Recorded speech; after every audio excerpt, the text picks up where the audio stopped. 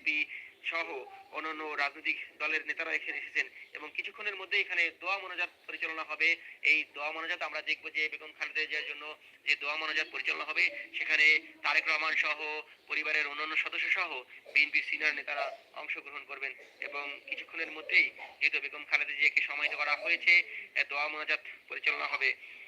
সেই দোয়া মোনাজাতও আপনাদের আমরা দেখাবো। যেটি বলছিলাম যে বেগম খালেদা জিয়া শুধুমাত্র বিএনপির নেত্রী ছিলেন না, তিনি যে বাংলাদেশের ফেসিবাদ বিরোধী রাজনৈতিক দলগুলোর নেতা ছিলেন এবং রাজনৈতিক অভিভাবক ছিলেন, তাকে যে সবাই এক বাক্যে মান্য করত তার প্রমাণ বেগম খালেদা জিয়া যখন অসুস্থ হয়ে এবারকে হাসপাতালে ভর্তি ছিলেন, রাজনৈতিক দলের প্রত্যেকটি রাজনৈতিক দলের নেতারা সেখানে অংশ নিতে মাদি কি হলো? বেগম খালেদা জিয়ার খোঁজ খবর রেখেছেন অন্তর্বর্তী সরকারের প্রধান ডক্টর মোহাম্মদ ইউনূস, তিনি খোঁজ রেখেছেন। সরকারের যে উপদেষ্টা মণ্ডলীর সদস্য রয়েছে তারা খোঁজ খবর রেখেছেন, বিভিন্ন দেশের কূটনীতিকরা খোঁজ রেখেছেন এবং যারা রাজনীতি করেন এবং রাজনৈতিক বিভিন্ন ব্যক্তিত্ব, সামাজিক ব্যক্তিত্ব, যারা বিশিষ্ট জন রয়েছেন, তারাও বেগম খালেদা জিয়ার যখন অসুস্থ ছিলেন এভার কেয়ারে হাসপাতালে ভর্তি ছিলেন, খোঁজ নিয়েছেন এবং আজকেও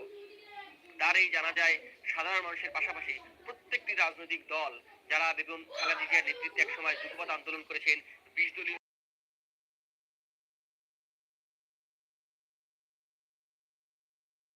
যে ফেসিবাদ বিরোধী আন্দোলন করেছে, সেই আন্দোলনে বেগম খালেদা জিয়ার নেতৃত্ব কিন্তু হয়েছে এবং এই নেতৃত্ব হওয়ার ফলে অন্যান্য রাজনৈতিক দলগুলো সবসময় বেগম খালেদা জিয়াকে নেতা হিসেবে মেনে এসেছেন এবং তার যে প্রমাণ আজকেও আমরা দেখেছি, যেটি বলছিলাম যে রাজনৈতিক দলের নেতারা সবাই এখানে অংশগ্রহণ করেছেন এবং এটাই বলা হচ্ছে যেহেতু বেগম খালেদা জিয়া একজন জাতীয় নেতা ছিলেন, সবগুলো রাজনৈতিক দল তাকে নেতা হিসেবে মানতেন, তাকে রাজনৈতিক অভিভাবক হিসেবে মানতেন। সেই মুহূর্তে এবং যখন বাংলাদেশ একটি গণতন্ত্রের উত্তরণের পথে হাঁটছে, 2000 জাতীয় সংসদ নির্বাচনে 12ই ফেব্রুয়ারি হওয়ার কথা রয়েছে, সেই জায়গায় এই মুহূর্তে বেগম খালেদা জিয়ার অনুপস্থিতি সেটি আগামী দিনের রাজনীতির যে মানচিত্র সেটি কিভাবে পরিবর্তন করবে বা তার এই চলে যাওয়ার প্রভাব সেটি কিভাবে রাখবে, সেই প্রশ্নটি বারবার রাজনৈতিক পরিসরে যেমন ঘুরপাক খাচ্ছে, সামাজিক পরিসরে এবং সাধারণ মানুষের মধ্যে ঘুরপাক খাচ্ছে, একইভাবে যে রাজনৈতিক দলগুলো রয়েছে তাদের মধ্যেও এই প্রশ্ন চিহ্ন দেখা দিয়েছে যে এই যে সংকট উত্তরণে তারা যে একজন নেতাকে এই মুহূর্তে হারালেন, সেই ক্ষতি তারা কিভাবে কাটিয়ে উঠবেন এবং তারা প্রত্যাশা করছেন এই জায়গাটিতে জাতীয় ঐক্যবদ্ধভাবে, জাতি যখন ঐক্যবদ্ধ থাকবে এবং ফেসিবাদ বিরোধী আন্দোলনে সবাই যখন দল মত নির্বিশেষে সব শ্রেণী পেশার মানুষ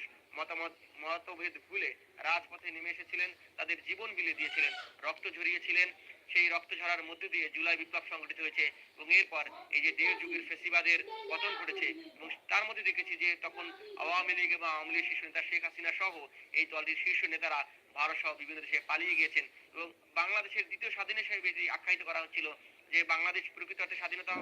অর্জন করলেও বাংলাদেশ দীর্ঘদিন ধরে আধিপত্যবাদী শক্তির যে করাল গ্রাস, সেই কালো থাবার মধ্যে বাংলাদেশ সবসময় ছিল এবং বেগম খালেদা জিয়া সেই জায়গা থেকে অনন্য ছিল। তিনি এই যে বলছিলাম যে 91 নির্বাচনে তিনি যখন বিপুল ভোটে বিজয়ী হয়ে স্বৈরাচার এরশাদ বিরোধী আন্দোলন করে তিনি জয়ী হলেন এবং 91 নির্বাচনের সর্বশেষ জনসভায় তিনি তার সেই বিখ্যাত কথাটি বলেছিলেন যে ওদের হাতে গোলামীর জিঞ্জির, আমাদের হাতে স্বাধীনতার পতাকা। এর মধ্যে দিয়ে বাংলাদেশের স্বাধীনতার সার্বভৌমত্ব যে বেগম খালেদা জিয়া নিজের মধ্যে ধারণ করেছেন এবং তার দলকে সেই দিকেই পরিচালিত করেছেন, সেই বার্তাটি তিনি যখন প্রথমবার প্রধানমন্ত্রী হন এবং বাংলাদেশের নারী প্রধানমন্ত্রী তিনি যখন প্রথম ছিলেন এবং মুসলিম বিশ্বের দ্বিতীয় নারী প্রধানমন্ত্রী হিসেবে ছিলেন, এই জায়গাটিতেই মূলত বেগম খালেদা জিয়ার একটি অনবদ্য ভূমিকা ছিল এবং মানুষের কারণে যেহেতু বাংলাদেশে ফেসিবাদ বিরোধী আন্দোলনের একটি লড়াই সংগ্রামের ইতিহাস রয়েছে এবং আধিপত্যবাদের বিরুদ্ধে মানুষের যে অবস্থান, মানুষের যে বাংলাদেশের মানুষের যে কণ্ঠস্বর, সেই জায়গায় বেগম খালেদা জিয়া সব সময় নেতৃত্ব দিয়েছেন, যার কারণে দল মত নির্বিশেষে আধিপত্য শক্তির বিরুদ্ধে যারাই অবস্থান করেছে তারা হয়তো বা বিএনপির রাজনীতি পছন্দ করতেন না বা বেগম এই খালেদা জিয়া যে রাজনীতি করতেন সেটি পছন্দ করতেন না, কিন্তু বেগম খালেদা জিয়াকে পছন্দ করতেন শুধুমাত্র বেগম খালেদা জিয়া যে আধিপত্যবাদ বিরোধী যে অবস্থান এবং আধিপত্যবাদের বিরুদ্ধে বেগম খালেদা জিয়া যে দৃঢ়তা ভূমিকা নিয়েছেন এবং তার যে আপসহীন লড়াই, অর্থাৎ আপনারা এটিও জানেন যে যখন 4 দলীয় জোট ছিল সেই 91 সালে এরশাদ বিরুদ্ধে যখন আন্দোলন হয়, 81 সালে যদি বেগম খালেদা জিয়া রাজনীতিতে আসেন এবং রাজনীতির এই অল্প সময়ে রাজনীতির স্টিয়ারিং কিন্তু তিনি হাতে নিয়েছিলেন এবং 2008 সালে যেটি হয়েছে, যদিও সেখানে বেগম খালেদা জিয়া বিরোধী দলীয় নেতা নির্বাচিত হন এবং এরপর 2014 সালে যে নির্বাচন তত্ত্বাবধায়ক সরকারের দাবিতে তিনি সেই নির্বাচনের দাবিতে তিনি কিন্তু নির্বাচনে অংশ নেননি, কারণ আওয়ামী লীগ সরকার তত্ত্বাবধায়ক সরকার বিলুপ্ত করেছিল, সেই জায়গায় তিনি আপোষ করেননি এবং 91 সালে যখন তিনি ক্ষমতায় এসেছেন এটিও দেখেছি যে সংসদীয় ব্যবস্থা তিনি প্রবর্তন করেছেন। এই জায়গা থেকে বারবার যেটি বলা হচ্ছে যে বেগম খালেদা জিয়ার যে রাজনীতিতে ভূমিকা, সেই ভূমিকা অবিস্মরণীয় ছিল এবং এই কারণেই মূলত তিনি দল মত নির্বিশেষে সবার নেতা হতে